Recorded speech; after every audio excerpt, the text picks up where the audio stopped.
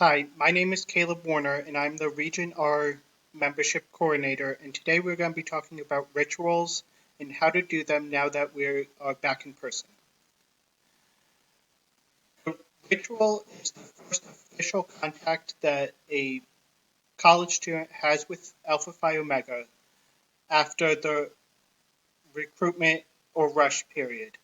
It is an introduction to the fundamentals of our history, the purpose of APO, our principles, and our philosophy behind our membership.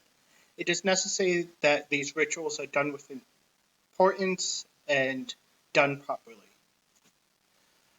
Why are our rituals important? As I said, it is the first impression that a new member has after rush. A ritual is the beginning and the end of the pledge process. It educates a pledge or new member about APO and it welcomes them into pledging and then again into membership. They are sacred and what makes us different from just a service club. They are designed to be consistent across chapters so every pledge and brother has a very similar experience. The main thing I want to talk about, especially now that we are back in person, is preparation. Preparation is key. So be prepared, know what you're doing.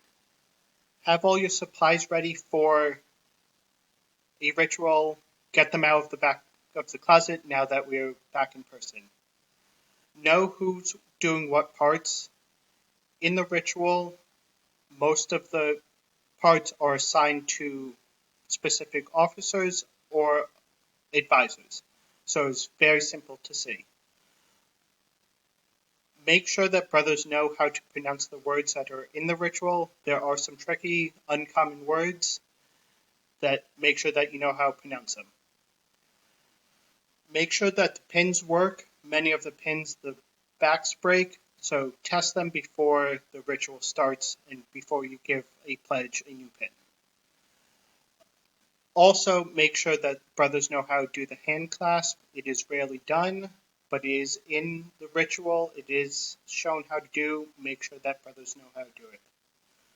Make sure that the rooms are ready. You are on college campuses, so there are tables and chairs. Make sure that those are away and it is set up ready for the ritual. Make sure that pledges, new members, and brothers know the date and time and the location of your rituals. You do not want anyone getting lost or being late. As I said, that there is a script for all of our rituals. These come straight from national office. Make sure you follow them. It is very easy to follow. Practice so you aren't stumbling over words and you know the order. Assign the parts. As I said, many of these are specific to officers or advisors. And there are parts in the ritual for you to put your school name, your chapter name, and the founding and or refounding date of your chapter. Make sure that those are correct. And as I said, be prepared.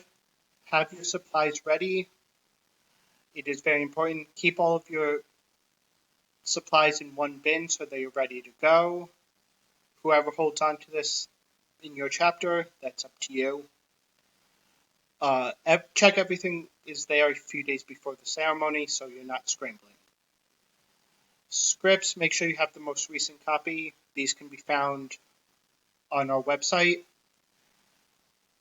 You have a picture of the crest and coat of arms for the appropriate ceremony.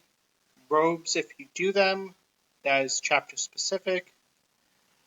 Candles are used in the rituals, but remember many campuses don't allow real candles on campus in rooms for safety. Electric candles work just as well. And as I said, get to the room early to set up, move chairs, tables, so they are out of the way depending on the room. Some reminders, as I said, start on time and everyone knows what time. You don't want people being late. especially if it's a not as common room on campus. And brothers should arrive early to set up. Setup is important. There's a certain number of candles, certain places for things the ritual book will tell you. An appropriate attire for everyone. Business casual, all black. Robes, this is chapter specific, but make sure everyone knows and what your definition of business casual is if you're going that way. Before the ceremony, have someone help guide the pledges into the room. Safety is important. You don't want your first impression to be walking into a door frame. Review the ritual, as I've said. Pronunciations are key. When to light the candles, group responses, when to reveal. Again, this is why you go over the ritual before you start. Do not go into it blind. Pre-light candles, if you're allowed to use real candles or check the batteries. Make sure everything is working. During and after the ceremony, make sure phones are off. We've all been in that situation where a phone awkwardly goes off. Don't be that person. Avoid lengthy conversations during the ritual. You don't want the ritual to last longer than it needs to. Hold the lengthy conversations and welcoming for after the ritual. Ceremonies are solemn. Don't have side conversations.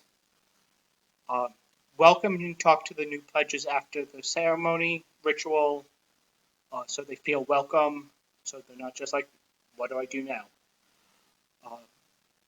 And after the ritual, make sure you clean up properly, both the ritual items and the rooms used.